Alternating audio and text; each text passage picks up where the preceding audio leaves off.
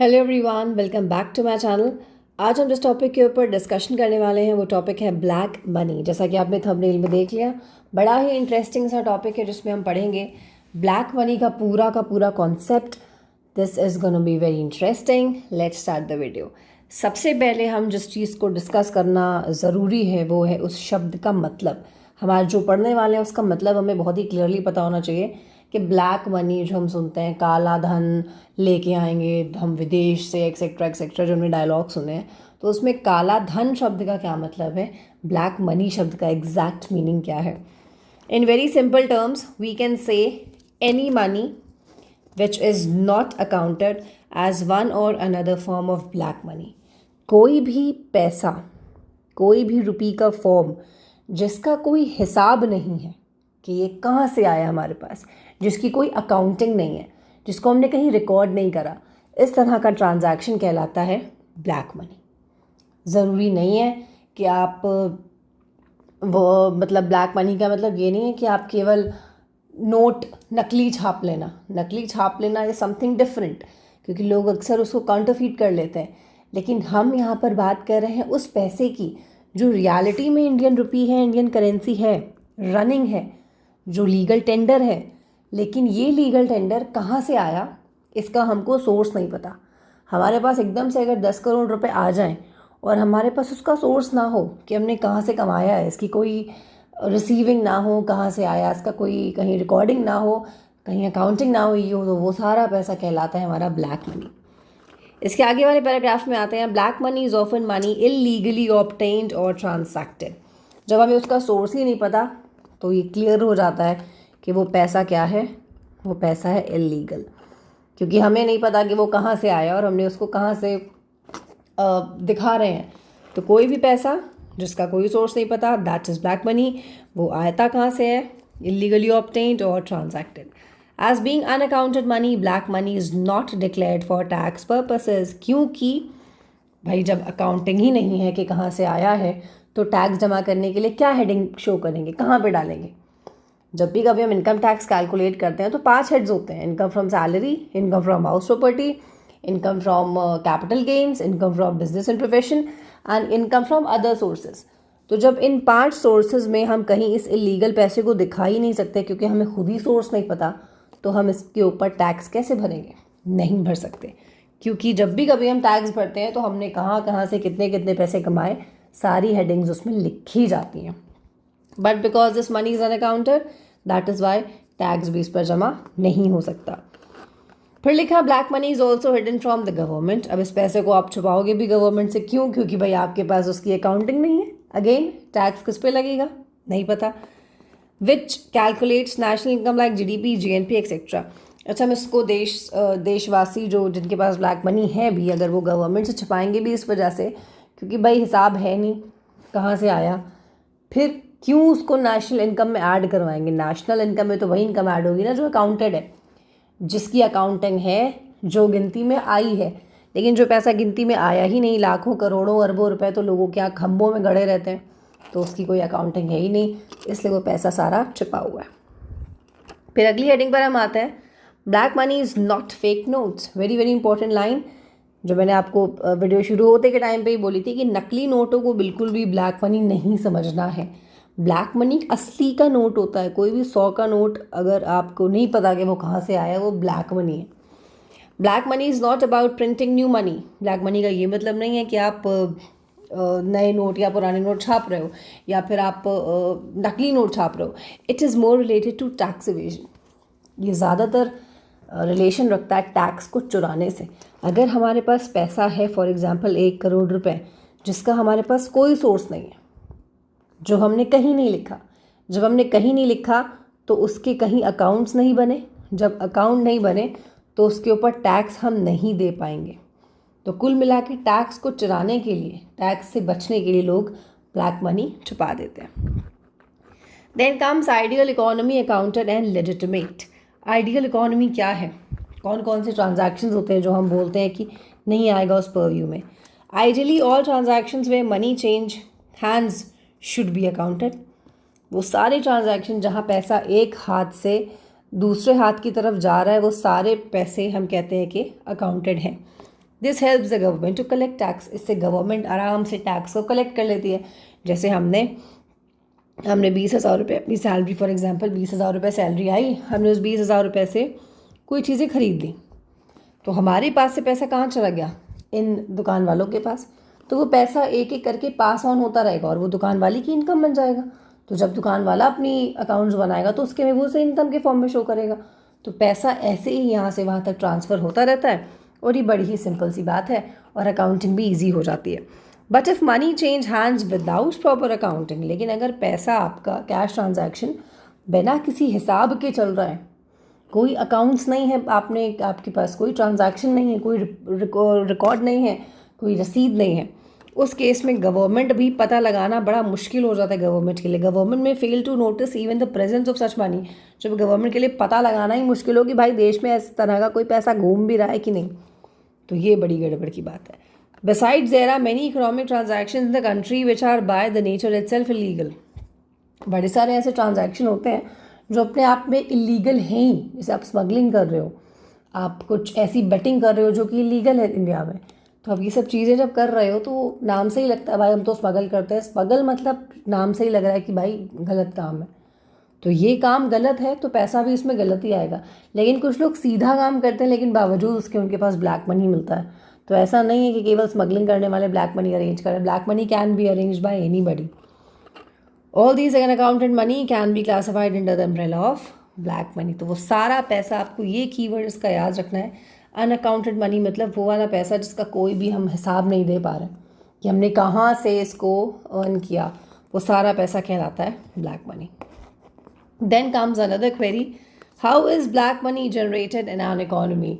एक देश में, किसी भी देश में ब्लैक मनी कहाँ से आता है? First, illegitimate activity. Money generated through illegitimate activities like trafficking, robbery, smuggling, terrorism, money laundering, corruption etcetera. पहली चीज़ ब्लैक मनी है, काला धन है, कोई हिसाब नहीं है इसका। तो आएगा कहाँ से? आएगा इलेजिटिमेट एक्टिविटी से, एंटी सोशल एक्टिविटी से। जैसे कि ट्रैफिकिंग कर ली, इंसानों को बेचते हैं, तो अब क्या दिखाएंगे अकाउंट्स में कि इस इंसान को बेचकर हमने इतने लाख रुपए, 2 लाख रुपए में आदमी बेचा? नहीं दिखा सकते, बिकॉज आदमी कोई बेचने की चीज़ नहीं है। इसलिए ट्रैफिकिंग के द्वारा कमाए हुए पैसे की कोई अकाउंटिंग नहीं है, इसलिए ट्रैफिकिंग के द्वारा कमाए हुए पैसा जो है वो ब्लैक मनी है। रॉबरी, चोरी करी हमने, तो अकाउंट्स में क्या दिखाएंगे? चोरी। नहीं दिखा सकते, इसलिए ब्लैक मनी है। स्मगलिंग नहीं दिखा सकते, हम ड्रग्स की स्मगलिंग करें, हम गोल्ड की स्मगलिंग करें, बट हम नहीं दिखा सकते। क्यों? क्योंकि अनअकाउंटेड है, इलीगल काम है। टेररिज्म में टेररिस्ट को फंडिंग कर रहे हैं, नहीं कर सकते क्योंकि शो नहीं कर सकते। तो सारा पैसा जो आप नहीं बता पाओ, अब आप ये समझ लीजिए सारी की सारी एक्टिविटी इलीगल एक्टिविटी है, एंटी सोशल एक्टिविटी है। किसी भी देश के लिए ये सारी एक्टिविटी करना बहुत बहुत गलत चीज़ है, बिल्कुल नहीं करनी चाहिए। तो इन लोगों का फिर टैक्स पे करने का तो कोई चांस ही नहीं है। दूसरा रीज़न है टैक्स इवेजन। जो लोग टैक्स इवेड करते हैं, इवेड मतलब टैक्स को सही तरीके से ना पे करना या अपनी इनकम को थोड़ा कम कम दिखाना, जानबूझ के ऐसी चीज़ें करना जिससे कि आप टैक्स से बच रहे हैं। People either fail to report their tax to the authorities by virtue of ignorance or intentionally to avoid paying tax, which is otherwise termed as tax evasion. या तो लोग जानबूझ के ऐसा करेंगे, अपने इनकम्स को कम दिखाते हैं, एक्सपेंसेस को ज़्यादा दिखाते हैं जिससे वो टैक्स देने से बच जाएं। और कुछ लोग सच में इग्नोरेंट होते हैं। तो ये भी एक रीज़न है, अगर आप टैक्स नहीं दे रहे हो तो आपका मनी ब्लैक मनी अकाउंटेड होगा। फिर है tax avoidance. The third scenario is about taking advantage of legal system in a country where individuals and companies avoid paying tax, which is called tax avoidance. Tax avoidance मतलब tax ना देने का मन, tax देने का मन नहीं है, हम टैक्स अवॉइड कर रहे हैं। कैसे करेंगे? जैसे इनकम टैक्स एक्ट में सेक्शन 80C से लेके सेक्शन 80U तक हमको डिडक्शन मिली है, ठीक है। अगर हम सैलरी कमा रहे हैं, हम हाउस प्रॉपर्टी कमा रहे हैं, कोई भी चीज़ कर रहे हैं, अगर हम इनकम टैक्स दे रहे हैं बेसिकली, तो हमको 80C से 80U तक कुछ माफ़िया हैं। माफ़िया इन द सेंस, अगर हम कोई किसी चीज़ पर इंटरेस्ट ऑन लोन दे रहे हैं तो थोड़ा सा माइनस हो जाएगा, थोड़ा सा हम बच जाएंगे, तो ऐसे करके कुछ छूट है। तो कुछ लोग क्या करते हैं, इस तरह की छूट का, इस तरह की सब्सिडीज़ का फ़ायदा उठाते हैं, विच इज़ रॉन्ग। फिर आता है अगला black money generation, day to day example. सब कुछ एग्जाम्पल पढ़ते हैं कि कैसे ब्लैक मनी जनरेट होता है। First, sellers who don't give bills for sales creates a form of black money. कोई भी सेलर जो हमें बिल नहीं दे रहा वो आ जाएगा सोर्स ब्लैक मनी का, बिकॉज हमें नहीं पता कि कहाँ से है, इस ट्रांजैक्शन का कोई भी प्रूफ नहीं है। दूसरा, in the land registration process and in other realty sector business, people tend to undervalue their cost assets as to reduce the tax and registration fee to be paid. कुछ लोग अपनी ज़मीन को, प्रॉपर्टी को devalue करके दिखाते हैं। होगी वो 10 करोड़ की या होगी वो 20 लाख की, उसको दिखाएंगे 10 लाख। क्यों? जिससे कि कम टैक्स लगे, रजिस्ट्रेशन फ़ी भी कम लगे। इस रीज़न की वजह से वो टैक्स को पे करने से अवॉइड हो रहे हैं, इसलिए ये भी उसका एक पार्ट है। फिर people investing in jewellery so as to hide their actual income. Money is also hidden in places like bank, lockers and underground tunnels. ये तो आपने ज़्यादातर मूवीज़ में देखा होगा कि लोग अपने पैसों को छुपाने के लिए गोल्ड खरीद लेते हैं, कि ज्वेलरी खरीद ली, गोल्ड खरीद लिया, या फिर कुछ लोग क्या करते हैं उसे बैंक लॉकर में छुपा देते हैं, या फिर अंडरग्राउंड टनल, ज़मीन में, खंबे में, दीवार खोद के, एनीवेयर जहाँ पर भी मन करे। Non profit organisation, trust, financial markets etcetera are often pointed for the involvement in black money.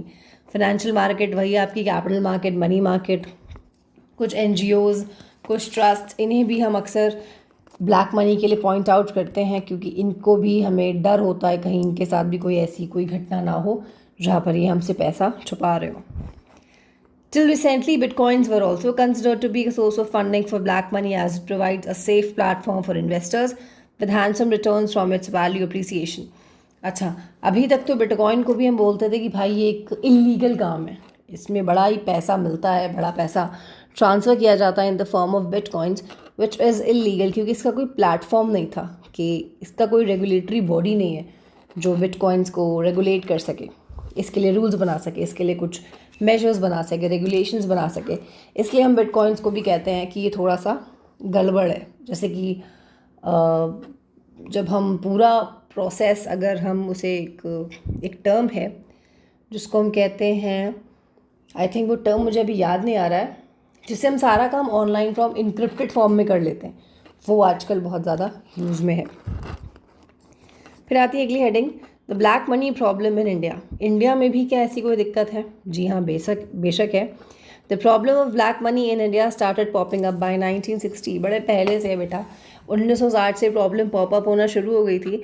This is mainly attributed due to high level of income tax and corporate tax charged by them. इतना तगड़ा tax लगा दिया जाता था income पे और companies के ऊपर कि वो सोचते थे कि भाई इससे बचा कैसे जाए। This resulted in huge tax evasion. इसके चक्कर में बड़ी सारी कर चोरी। टैक्स एवेजन मीन्स कर चोरी।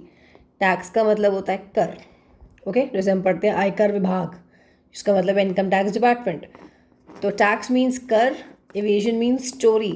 तो इस वजह से बड़ी कर चोरी करते थे इंडिविजुअल्स और business firms. Now after liberalisation, लेकिन जब 1991 के बाद न्यू इकोनॉमिक पॉलिसी आई थी जिसमें LPG इंट्रोड्यूस किया गया था, लिबरलाइजेशन, प्राइवेटाइजेशन एंड ग्लोबलाइजेशन, उसके बाद the black money issue has compounded. थोड़ा सा ये अभी कंट्रोल में लेकर आया जा रहा है, लेकिन फिर भी बढ़ रहा है, काफ़ी ज़्यादा लेवल तक बढ़ चुका है। फिर लिखा हुआ है estimate of black money in India. कुछ इसमें एस्टिमेट्स भी हैं हमारे पास कि क्या क्या हालत रही है इंडिया में। As black money is not accounted, it is not easy to estimate it, क्योंकि भाई पता नहीं है, सोर्स नहीं पता, तो हमारे लिए ये भी पता लगाना मुश्किल है।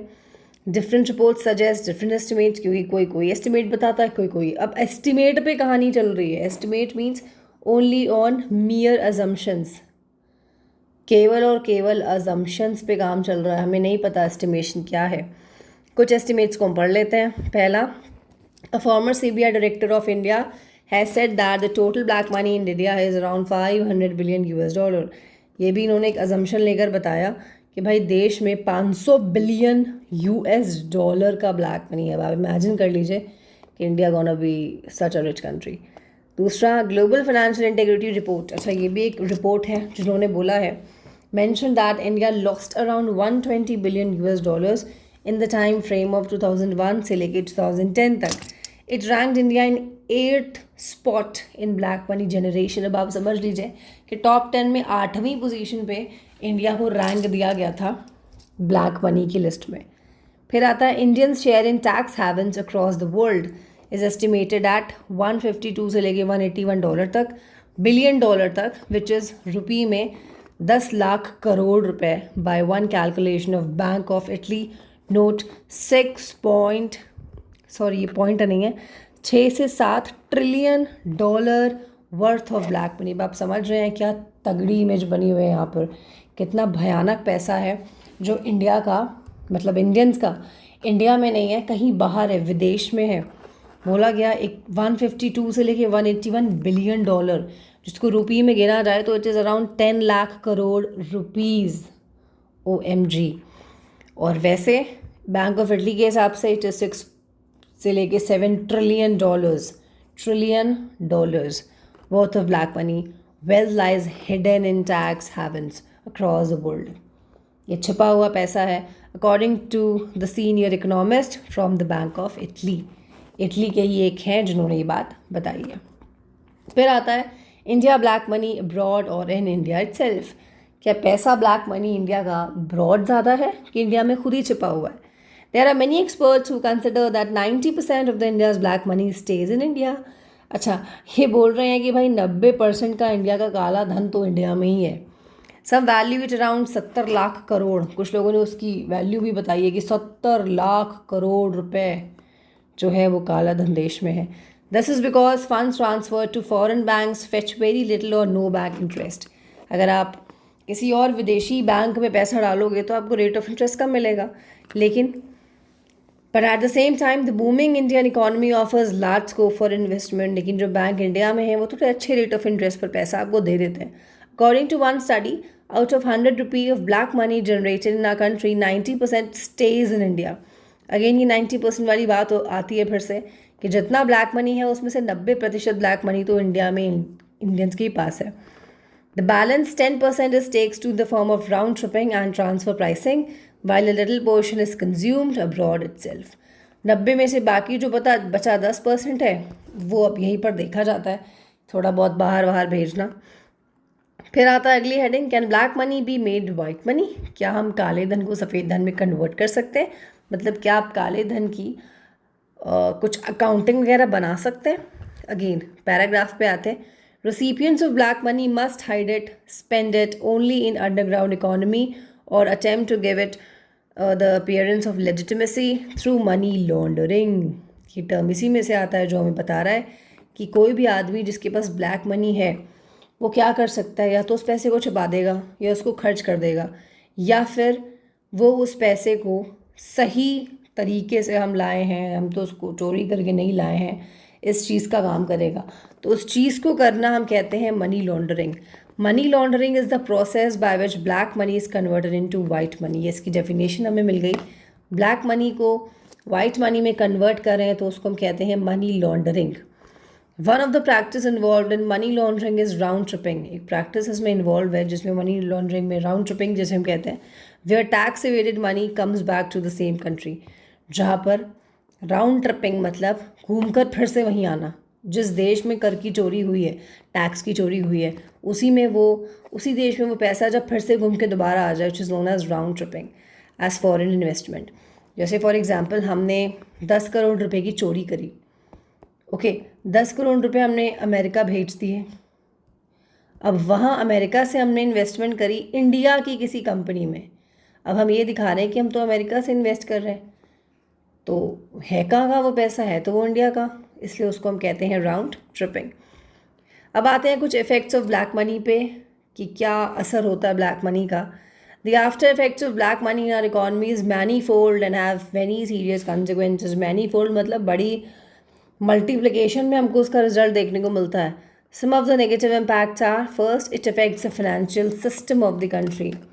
देश का हिसाब किताब पैसे से रिलेटेड बिल्कुल डिटोरेट हो जाता है। RBI may not be able to control the money supply in the economy and thereby lending a higher inflation in the system। क्योंकि आपके देश में पैसा कहीं ना कहीं छुपा हुआ है और RBI इस अनअकाउंटेड पैसे के लिए कोई रूल नहीं बना पा रहा, क्योंकि उसे खुद ही नहीं पता कि भाई कितना पैसा छुपा हुआ है। ओके इस वजह से आपके देश में जब इतना सारा पैसा छिपा है तो लोग ज़्यादा डिमांड भी करेंगे। जब ज़्यादा डिमांड करेंगे और सप्लाई उतनी नहीं है, देश में आ जाएगा inflation. The persistent level of high inflation is detrimental to the economy as it will erode the value of money and eats up the investment and savings. अब लगातार बढ़ता हुआ इन्फ्लेशन देश के लिए सही नहीं है, बड़ा डेट्रीमेंटल है, क्योंकि वैल्यूज़ एकदम इवेड हो जाएंगी और पैसे की जो कीमत है वो गिरती चली जाएगी, विच is again very very dangerous condition. Second, it will affect the credibility of the country. Country की जो गुडविल है, क्रेडिबिलिटी है, क्रेडिट वर्दनेस है, वो सारी डिटेरियोरेट होगी बिकॉज मनी की कोई भी वैल्यू नहीं है. तीसरा, the money generated in the form of black money is often rooted for terrorism and hence it becomes an issue of national security. ज़्यादातर काले धन का पैसा फंडिंग में, जो कि आपकी टेररिस्ट की फंडिंग है, उसमें यूज़ हो जाता है, which is again not up to the mark और नेशनल सिक्योरिटी के ऊपर एक सवाल है. अगला, a parallel economy will be created in the country and hence governments will be ineffective to a large extent. We have the examples like Mexico where a parallel economy is rampant due to illegal drug trafficking. एक parallel एक देश बन जाएगा, economy मतलब एक अलग ही economy चलेगी economy के अंदर, जहाँ पर अलग तरीके के रूल्स, अलग तरीके का पैसा है. इसमें हमने एग्जांपल देखा मैक्सिको, जहाँ पर बड़ी ज़्यादा ड्रग ट्रैफिकिंग की वजह से बहुत सारा काला धन आ चुका है. There is a huge loss of money for government exchequer because of tax laws for the country. अब नुकसान होगा गवर्नमेंट का भी, क्योंकि गवर्नमेंट के पास पैसा आना बंद हो जाएगा, क्योंकि लोग अपने टैक्स को छुपा रहे हैं. जब अपनी इनकम को छुपा रहे हो, पता नहीं है इनकम कहाँ से आई है, उस केस में टैक्स किसके ऊपर दोगे? किसी के ऊपर नहीं दे पाओगे, जो कि अल्टीमेटली गवर्नमेंट की इनकम को कम कर देगा, because taxation is the income for the government. अगला पॉइंट बोलता है रियल एस्टेट प्राइसेस में शूट अप, दिस में result in asset bubble which is detrimental for an economy. अब रियल एस्टेट के प्राइसेस, भाई ऑब्वियस सी बात है, अगर इन्फ्लेशन ज़्यादा आ रहा है तो हमारे ये रियल एस्टेट वाले बड़ा फ़ायदा उठाते हैं इस चीज़ का, तो ज़मीनों के, बिल्डिंगों के, इन सब के रेट बहुत ऊपर हो जाएंगे, again which is detrimental for an economy. अब हम आ जाते हैं steps to curb black money. कैसे हम ब्लैक मनी को कंट्रोल करें? Different steps have been formulated to curb the menace of black money in India. There were coordinated efforts from the part of government, RBI, Supreme Court. इन तीनों ने मिलकर कुछ कुछ steps उठाए जिससे कि कवर किया जा सकता है काले धन को.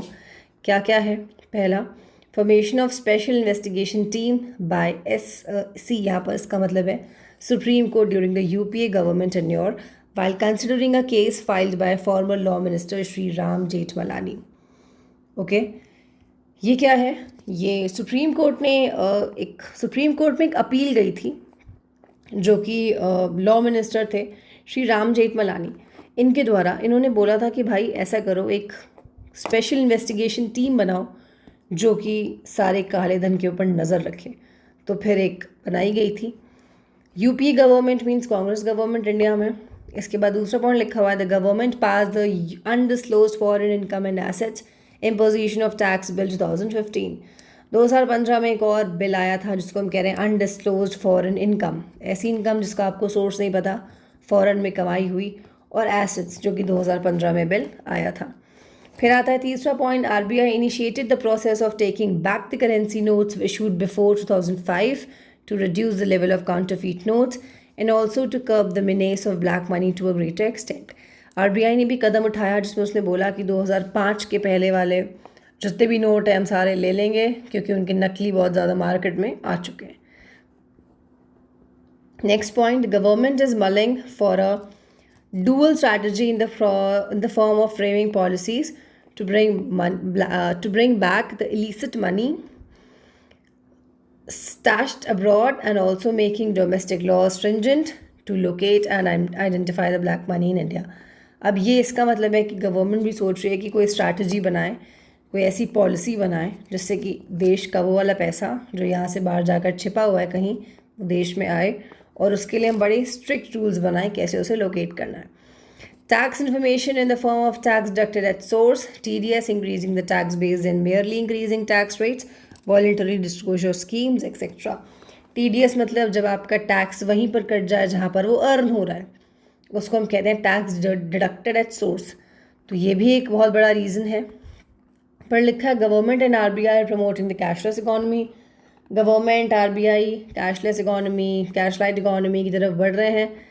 The government has either slashed the taxes or surcharge or online card transaction to make transfers accountable and try to bring the money into the normal banking system. Government ने क्या करा, टैक्सेस को थोड़ा सा कम करा, इसके अलावा सारी चीज़ें ऑनलाइन कर दी, आपके आधार कार्ड को, आपके पैन कार्ड को बैंक से लिंक करवा दिया, जिससे कि किसी भी तरह का कोई भी ट्रांजैक्शन अनअकाउंटेबल ना रहे और गवर्नमेंट तक पूरी इन्फॉर्मेशन पहुंच जाए. गवर्नमेंट हैज़ स्क्रैप्ड, गवर्नमेंट ने तो आपको पता ही होगा 500 और 1000 के नोट स्क्रैप कर दिए थे. एटीएम बैंक हर जगह से विड्रॉ हो गए. अभी रिसेंटली तो 2000 के नोट भी स्क्रैप हो चुके हैं, वो भी अब आपको नहीं मिलेंगे. इंडिया जॉइंड FATF, इसके अलावा इंडिया ने FATF जिसका फुल फॉर्म है financial action task force FORC, ये ज्वाइन करी थी 2005 में. और इस फोर्स का काम है combat against financial terrorism through the black money route. इसका मतलब है कि टेररिज्म को रोकेंगे, उस पैसे को रोकेंगे जो कि ब्लैक मनी के थ्रू टेररिज्म करता है. ये एक बहुत बड़ी ऑर्गेनाइजेशन है और ये बहुत सारी कंट्रीज़ को लिस्टिंग करती है. किसी एक कंट्री को ग्रे लिस्ट में डाल देगी, ब्लैक लिस्ट में डाल देगी, वाइट लिस्ट में, मतलब लिस्ट के कलर्स अलग अलग हैं, डिपेंड करता है. अगर कोई कंपनी ब्लैक लिस्ट में है तो उसका मतलब है वहाँ पर बहुत ज़्यादा टेररिज्म है, वहाँ बहुत सारा ब्लैक मनी है. तो ये इसका काम है. VF फ्रेम, जिसके अलावा और क्या किया हमने, AMP AML PML लॉ भी लेकर आए 2003 में for combating money laundering activities in our country. Prevention and corruption, prevention of corruption act, ये क्या एक्ट आया. बेनामी ट्रांजैक्शन एक्ट, ये क्या एक्ट आया जो कि करेगा आपको मदद. अगर आप बेनामी ट्रांजैक्शन मीन्स बिना किसी नाम का, कोई फेक नाम से आप ट्रांजैक्शन करो, दैट इज़ नोन एज बेनामी ट्रांजैक्शन. ये ज़्यादातर लोग ज़मीनों को खरीदने के लिए करते थे. Next, under pressure from India and other countries, के अलावा बड़ा प्रेशर आया इंडिया से, स्विट्ज़रलैंड से, बाकी लोगों की तरफ से कि भाई टैक्स हेवन जो इंडिया के बाहर हैं वो अब एग्री कर रहे हैं कि वो डिटेल बता देंगे कि उन्होंने कहाँ कहाँ पर छुपा के रखा है. तो एक एक करके आप आकर उनसे पैसे का पता लगा लो. Making a PAN number mandatory, इसके अलावा गवर्नमेंट ने बोला कि भाई पैन नंबर तो आपका अकाउंट नंबर से लिंक होना बहुत ही ज़रूरी है. क्यों? क्योंकि हमें तुरंत ही हमारे रियल एस्टेट के परचेजेस हमें बता देगा. The government is in process of renegotiating DTAAS with countries which have already signed.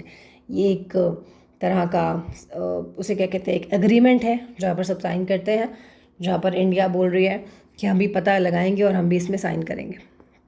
Limitation of benefits laws need to be invoked appropriate areas where it is deemed necessary. अब limitations of benefit भी हमें पता होनी चाहिए. अगर किसी को benefit of doubt मिल रहा है तो उसका भी एक लिमिटेशन होनी चाहिए कि इस लिमिट तक ही डाउट्स एक्सेप्ट करेंगे, अदरवाइज सभी उस लिस्ट में आ जाते हैं. 2015 HSBC लीक, 2016 पनामा पेपर्स. अच्छा, ये सब जो है पनामा पेपर्स हैं, HSBC लीक हैं, इसके अलावा एक और वर्ड आया था यहाँ पे, ये वाला वर्ड, और ऊपर आया था बेनामी ट्रांजैक्शन. इन सब के ऊपर हम एक अलग वीडियो बनाएंगे बिकॉज ये बड़े केसेस हैं, तो आपको अच्छे से समझ में आएंगे when we will be making another video on this.